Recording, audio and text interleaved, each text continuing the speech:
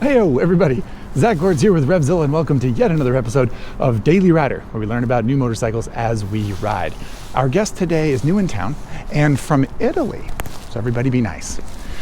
That is Aprilia's RS660 mid-size parallel twin with 100 horsepower, a whole bunch of technology wrapped up in some pretty sleek bodywork, all for about $11,500. So, is it a sport bike? Is it a daily rider? Well, here's where we figure it out, people.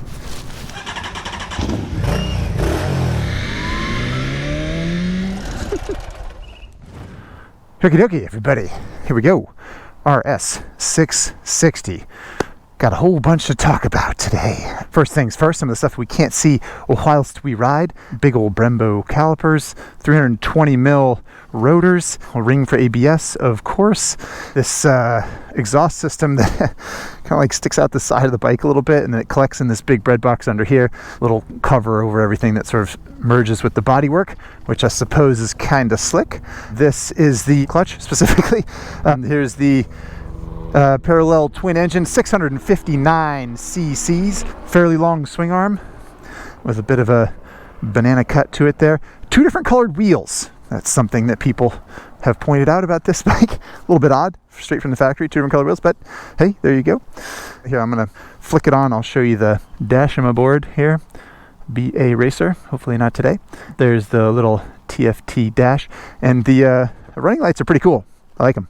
Got a bit of a alien attack kind of vibe. And this is the high beam right here, right in the middle. Let's fire it up and hit the road, shall we? I like the little thing it does. The same as the Tuono. When you start it, the starter motor turns over, and the engine, when it starts, it kind of goes rawr, and then settles into an idle. This does it too. Of course, it doesn't sound as good as the Tuono V4, but you know, nothing does. So can't be blamed. Alrighty, let's hit the road, kids.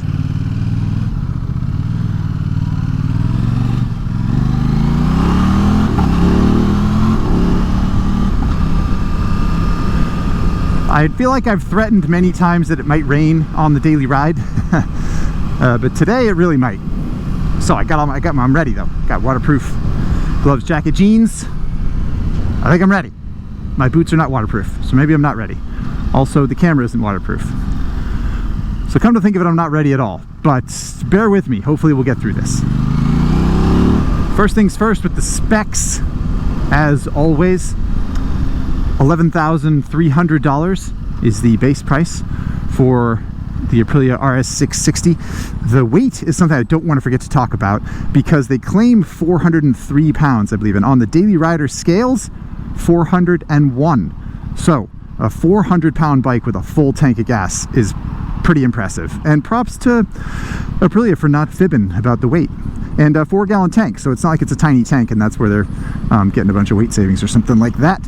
Seat height is 32.3 inches, I believe. You can see a little bend in my knee as I flat foot at the stop here. The seat is not too high, not too low. Pretty well balanced. And like I said, 100 claimed horsepower and 49 foot-pounds of torque, I believe. So, you know, it'd be less than that at the actual wheel, but it's sprightly. Yeah, very sprightly. So specs are out of the way, I believe, and now we can talk about how it feels to ride. It's sort of a relaxed sport bike or a very aggressive naked bike is what it feels like. There's a great slide that compares the ergonomic position of the foot peg seat and handlebars to both a Kawasaki Ninja 650 and a Yamaha R6. And it basically falls in the middle of those two bikes. That slide is a part of my good friend Ari Henning's first ride review of this motorcycle, which is on Common Tread at RevZilla.com.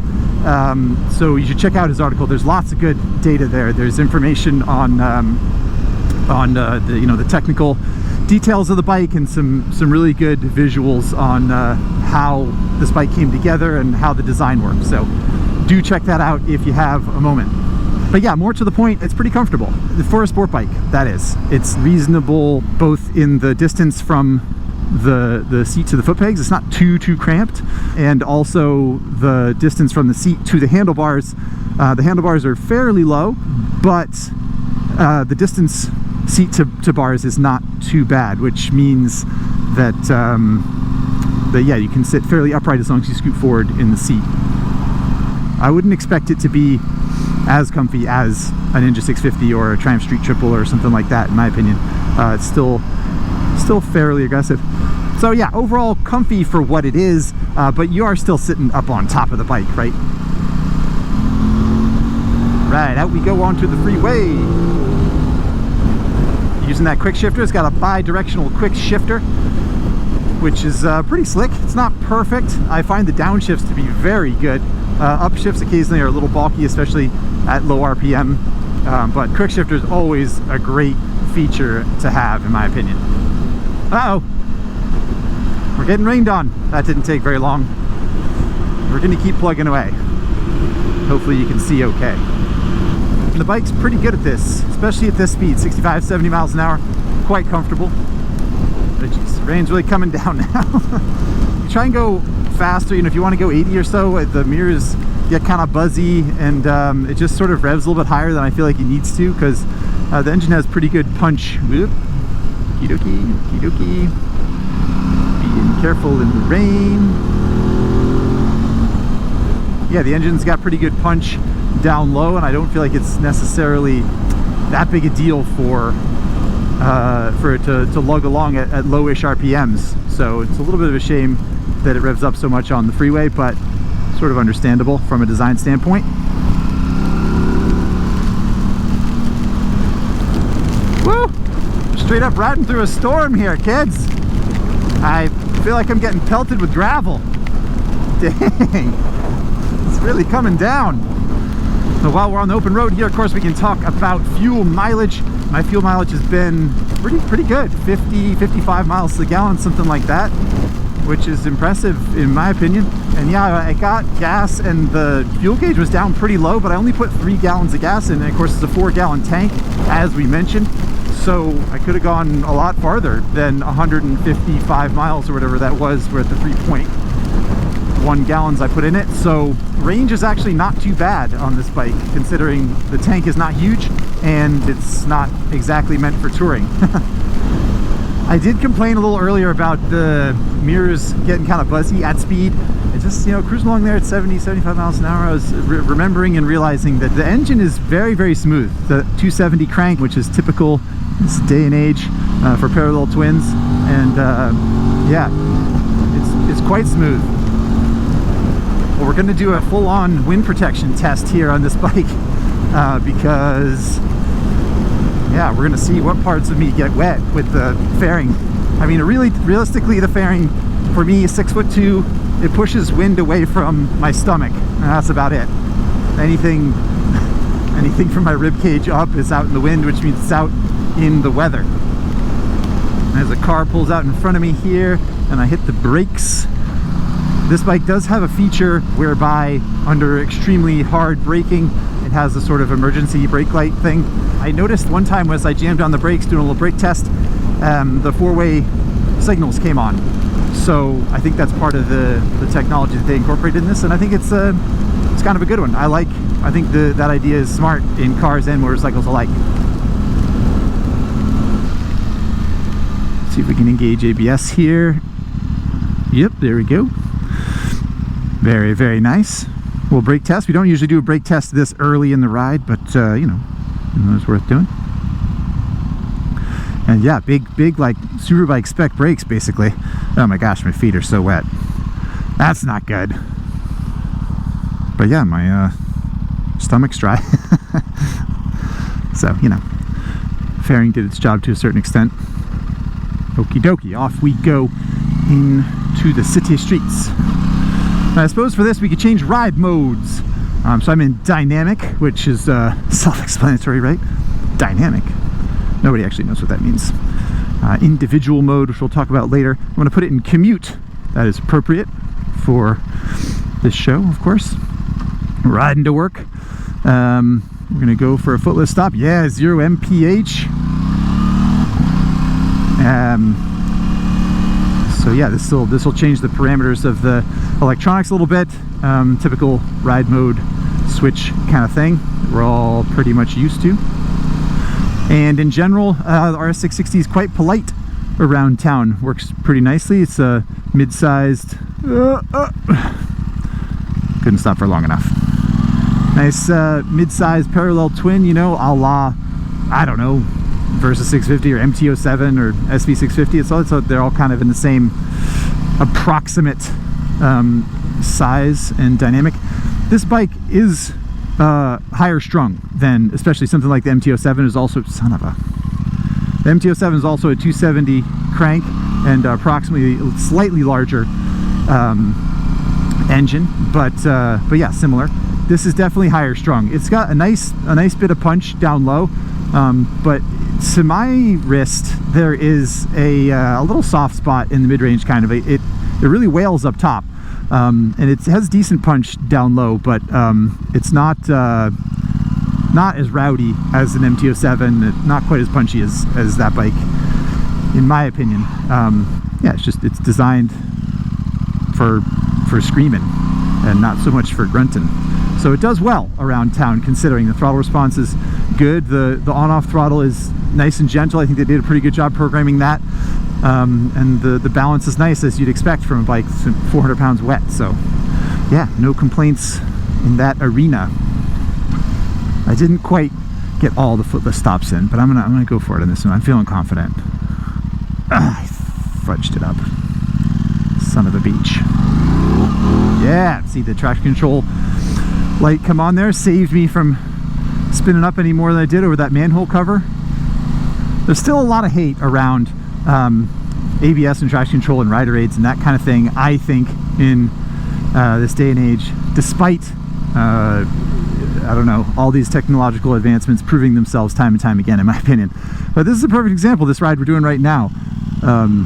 You know, it's easy to get caught out. Someone pulls out in front of you and you just sort of jam on the brakes, right, as your front wheel goes over a steel plate or a manhole cover or something like that. These are conditions you can easily get caught out in. So to me, the safety net of a modern motorcycle is really nice to have, and especially one as advanced as this, with, you know, advanced ABS and different levels of TC and that kind of thing.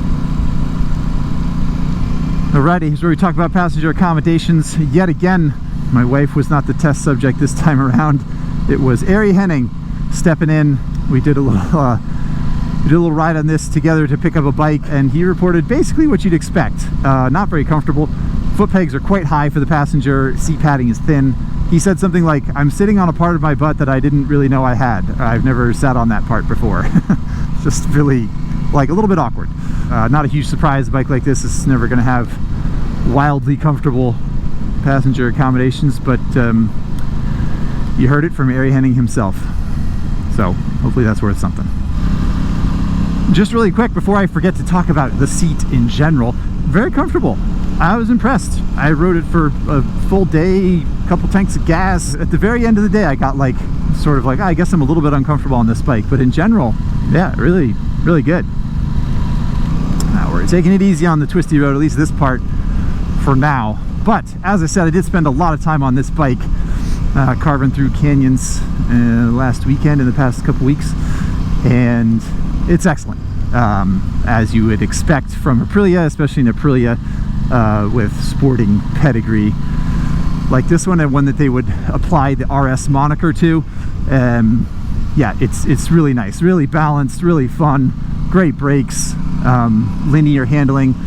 I don't have a lot else to say aside from the obvious, I suppose. Yeah, it's really, really good. Ari did a track review of this bike. We both rode it on a track here in Southern California, Chuckwalla Valley Raceway, and he wrote a little article about how it handled on the track, because he figured lots of people would want to know. So if you are one of those people, then you can go to Common Tread and see his track-specific review of how the bike handles and how it stood up to his critiques. So look for that if you're interested. And actually, while we're on the topic of Common Tread articles, friendly reminder, they are in the description of this video. You don't even have to look for them. Ari's first ride, Ari's track review, you should be able to find it in the description of this video. So just scroll and click. It's that easy. Whew. Brakes are cold and wet. It's another thing to keep in mind when you riding in the rain, especially if you ride for a long time without touching the brakes, is if you come into an environment where you're using the brakes on a more regular basis, to just drag the lever a little bit to dry off and warm up those rotors.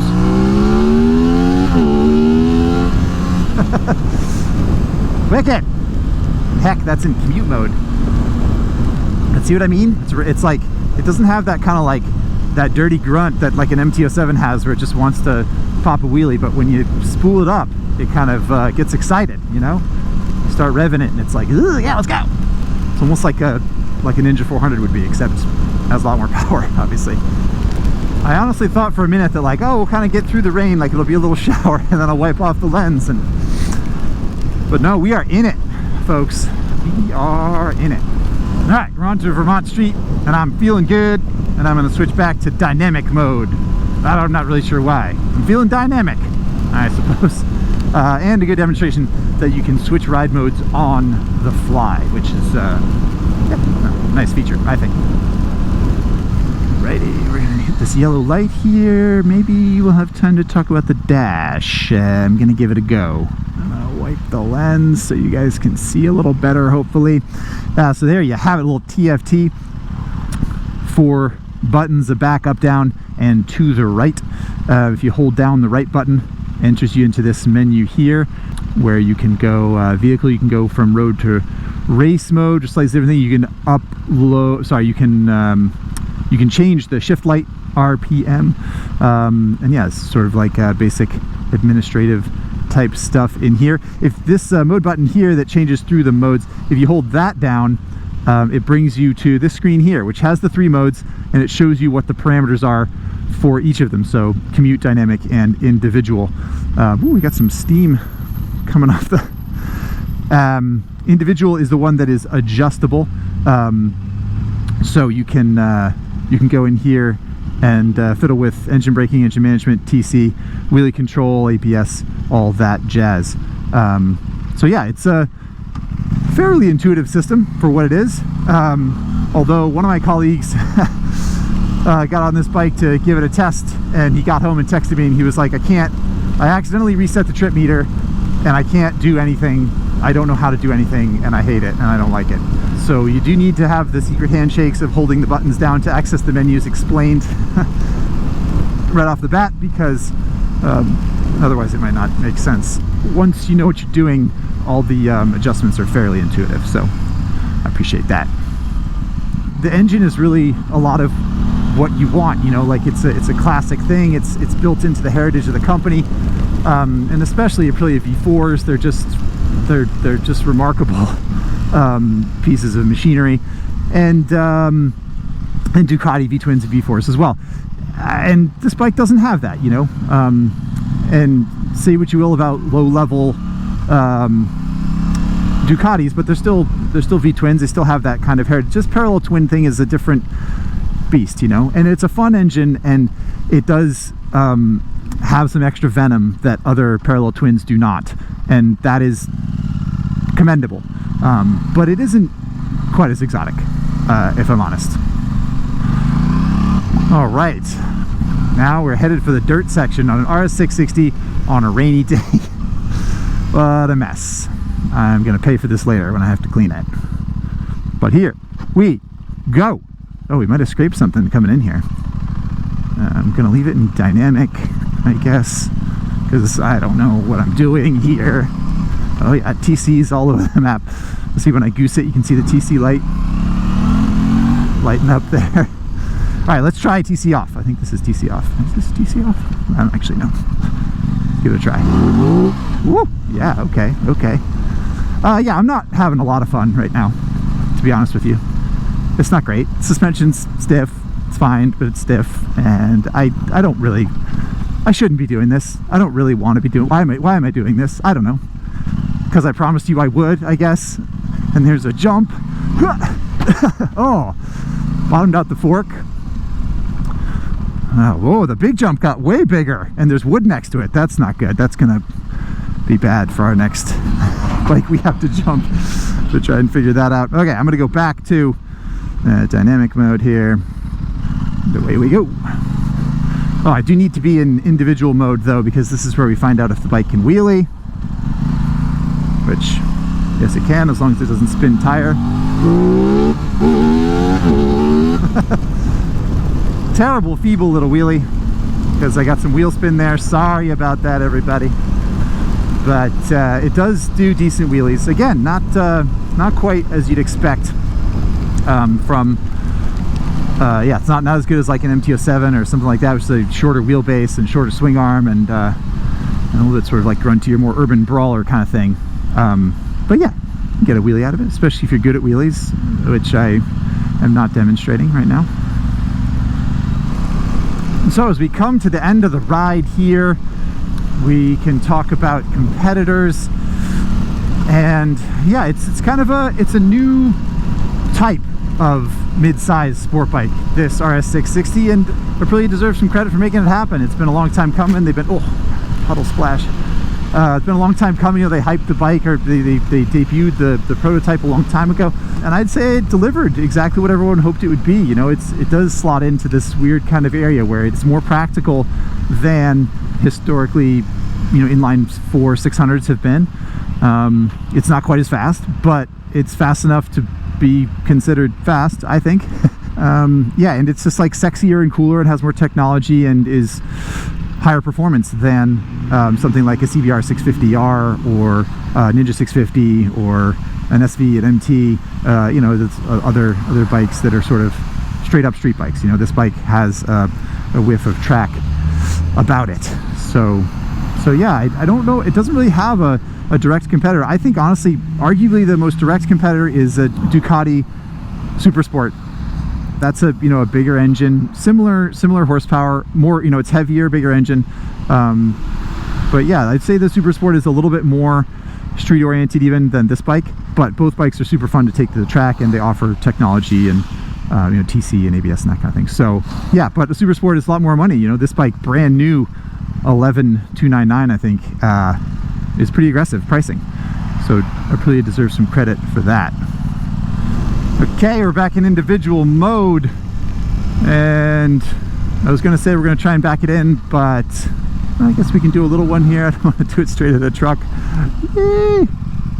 Yeah, you can back it in. It's really fun because ABS is front only. You can't shut off front ABS, but I don't think there's a really good reason to shut off front ABS, if I'm honest.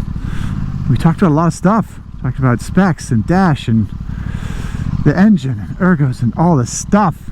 I don't think the U-turn test is going to go particularly well. Let's see here. Here we go. We're going full lock. Oh gosh, oh gosh, oh gosh. More than 2 parking spaces. Can't be a huge surprise there. So yeah, there you have it. Daily ride on the RS660. A soggy one. My feet are wet. There's rain running down into my gloves. And hopefully your appetite is wet for the RS660. You can give it a listen here really quick, and then I might come out and do Instagram questions when it's not raining. Just make sure the camera's okay and that kind of thing. It's very muted. It's got a good sound to it, but it's muted, you should say. Okay. Alrighty. I can cut it off. Look at it steaming and whatnot. Alright, yeah. I might have to come back later for the Instagram questions. Sorry. Okie doke, everybody, we're back. The skies have dried. My feet have dried a little bit. So we can jump into some Instagram questions now about the RS660. I will say I was a little distracted during the ride. I forgot to talk about some pretty important things. Chief among which, cruise control, which, yeah, I wasn't really in the mood for cruise when I was getting dumped on there. But, yeah, cruise control right here, which also doubles as an on-the-fly electronics adjustment when you're on the racetrack. So cruise control, very cool. I did use the headlight. I rode the bike at night, and it points about 5 feet in front of the bike, so that would need to get adjusted. It's got some Italian quirks, let's just say. But anywho, let's jump into Instagram questions here. First one is from Back at Y. Back at Y has got good question. Not the first good question from Back at Y. How complicated is it to remove the fairings? Is it a hassle to strip the bike or just to change the oil or filter? Or air filter, excuse me. So yeah, as far as an oil change goes, I mean, it's the bottom of the engine's behind this stuff, so it's like a 4mm Allen. The oil filter, for what it's worth, is right there, and so you'd probably have to take this off. to do it, but it's not wildly complicated, I don't think. The air filter I don't have information on. I apologize. Hopefully you ride on the dirt less than I did, and you won't have to worry about the air filter so much. But in general, I think it's sport bike-ish. You're gonna, there's a fairing there. You're gonna have to deal with that, but I don't think it's that big a deal. Bryn Andrews, also not Bryn Andrews' first intelligent question. Does it feel special enough to count as an Italian exotic? So we talked about this on the ride a little bit. I do think the engine is like not exotic, straight up. Where they tried to add value was cool factor, curb appeal. It is a sexy looking bike. It's cool. It's got cool running lights, got good, radial calipers and a radial pull master cylinder. It's got nice componentry. It's got nice electronics. It is exotic to a certain extent, and it's got 2 different colored wheels. I mean, how can you argue with that? But yeah, in general, it's a lower end bike for an Italian exotic, and I don't think if Ducati built a $4,000 sport bike, maybe people would love it, or maybe they would think that it tarnished the name. So it's a double-edged sword, or there's 2 sides to the coin, or there's an analogy there somewhere. I don't know. In general, I think it's as exotic as it can be, really, for $11,000, in my opinion. Chris Penn 17 asks, wondering if you can fit a universal top case plate from GV or Shad to the luggage rack, right? Oh, so when you pop the seat off here, there's a little plate, which is pretty cool. A luggage rack. I don't know why more bikes don't do this, really. This is pretty cool. It's just a flat surface. Even if you didn't fit a top plate to it for a luggage rack, there's like holes to run a rock strap or a bungee cord or something like that to hold some things instead of the seat, which I think is a really nifty feature. Regarding the GV and Shad universal top plate specifically, I guess, if it's a universal top case plate, it should fit, right? Maybe that's not on Aprilia. But Ari has a Shad case on the back of his Versus 650, and he did line up the top case plate here, and he said it looks like it would be pretty close. If not, you might have to drill a couple holes or something, but it seems like it would work, which, again, pretty nifty feature there. So I think you'd be on the right track with a universal top plate, and it would probably look a little silly with a top case on it, but also it would be great, as all top cases are, as dorky as they may be. Next question is from Glenn Rules 7. Do the riding modes make any significantly noticeable changes? Right. I like this question. Here's the thing with the ride modes on this bike. It's fairly simple as far as having 3 different modes, and one of them is adjustable. All good. The thing about ride modes, in my opinion, is that you need a certain amount of bandwidth to work within. If you have a bike that makes 170 horsepower, then you can say like, okay, well, rain mode only makes 100 horsepower. And then you think like, well, that's silly because 100 horsepower is still a lot to control in the rain. Yeah, but it's different, right? So with this bike, it's putting like 87, no, 92. I saw a dyno chart. 92 horsepower to the rear wheel was one dyno chart I saw. So you can make a mode that only gives you 60 horsepower, but also, like, is that really what you want with a 90, 100 horsepower bike, is to have it dumbed down that much? Where I'm going with this is I don't think it's necessary all the time to have lots of different ride modes on bikes that are supposed to be mid-level, or they're not fire-breathing beasts. Like the way that you get really dynamic changes in a bike, especially as far as engine maps and riding modes, is to have the engine feel significantly different. And in its regular state, this bike doesn't really need to feel any different. It's not out of control. It's not too slow. It's right in the middle anyway, so it's a little hard.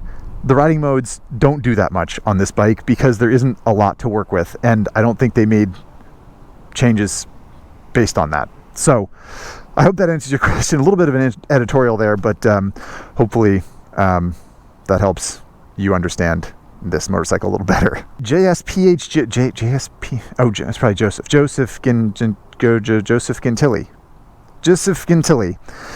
Is it comparable to a VFR 800, sporty touring, about 100 horsepower, 150, 200 mile range, all day comfort? So the question is it comparable to a VFR 800? Yeah, it's sort of comparable to a VFR 800 in so much as how much horsepower it has and what it's designed to sort of do. But it feels nothing like that. A VFR 800 feels like more of a luxury liner. It's heavy and sort of like substantial and like more touring oriented. This is a slightly more comfortable version of a mid-sized sport bike. And it's light and agile and kind of like crackles with some energy that a VFR doesn't. Last question is from Marquis. The question is, does it feel as light as it looks? Yes, it does. 400 pounds on the nose, basically, with a full tank of gas. That's a really light bike. You know, a light full-size bike. Like, you have to, yeah, you're talking about like Ninja 400, that, or CBR 300. I mean, those bikes are 360, 370, 380, 390, like that for a small bike like that. So this is only a little bit more, and it's much more technology, much more horsepower, much more capability. So it's impressive. It does feel as light as it looks. And one thing I wanted to point out also that I didn't initially is you can see this this like wing here, if that's what it is. This piece of bodywork that's attached to the bike, and it kind of bulks up the front of the bike. So really, it's narrower and smaller than it even looks because they have these they have these sort of wings that go around the side of the bike. So yes, it's as light as it looks. In fact, it's lighter than it looks. Okay, that's it for questions this time around. Thanks so much. Bear with me here. We're going to put this baby on the Daily Rider leaderboard, and I have no idea where it's going. So this is going to be a real train wreck. Buckle up. All right, here we are, back in the shop. We're shop manual set there. We got lights up from shop manual filming that happened earlier in the day, but here's where we're focused for now. Daily Rider leaderboard. Friendly reminder of a look at the top bikes there, and we've got an RS660 ready to go here. You could make an argument that it's not as comfortable as a CBR 500. It's not as comfortable as a CBR 500, period. Or an MT-03, arguably even a Royal Enfield Interceptor 650. It's more comfortable than a Triumph Daytona. It's more reasonable than a Rocket 3. So you could make an argument to put it right here, in my opinion. You could also make an argument that it's got as much tech as a Ducati Street Fighter, and it's like just as easy to ride around, really. So you could put it here. It's not as good as these bikes here, as an Africa Twin or a Street Triple R. No way, Jose. I don't think it's on the Street Fighter level. Like if I was going to ride one to work, Street Fighter's a little bit more comfortable and you know, fights the streets. So that's pretty cool. So we're in this neck of the woods again here. Is it better than a CBR 500R? It is not more comfortable. A CBR 500 is a little bit more upright even. It's not as good looking as an RS660, but it's like a little sport bike, little mid-sized sport bike. It's not so bad. It does not have the tech, you know, the RS660 is dripping with tech. It's got advanced ABS and ride modes and all kinds of jazz that is it makes your ride a little bit safer. And that's something the MT-03 can't say either, or the Royal Enfield. It's too good to be worse than these bikes. It goes here. This is where it goes, just above a CBR 500R, below the Ducati Street Fighter V4S. Again, you could make an argument that it belongs down here, that these bikes are more comfortable and they're more rudimentary and they get you there. But the RS660 at the end of the day works really well. Not super comfortable for a daily rider, but it does work well. It does have a good package. It does get good fuel mileage. The range isn't bad. So I think that's fair. I think it's fair. And the magnet's stuck to the board now, so my hands are tied. The decision's over with. That's it. You spent another half an hour watching me ride a motorcycle around. Thank you for joining me, I suppose. I hope you had fun as usual. I hope you learned something, and I very much hope to see you next time on Daily Rider. See you, everybody. Oh boy, these tar snakes are wicked slippery. Oh my gosh. That is definitely something you want to watch out for. These little strips of tar they use to patch the cracks in the road are fudge and slippery. Oh my god, I can feel them.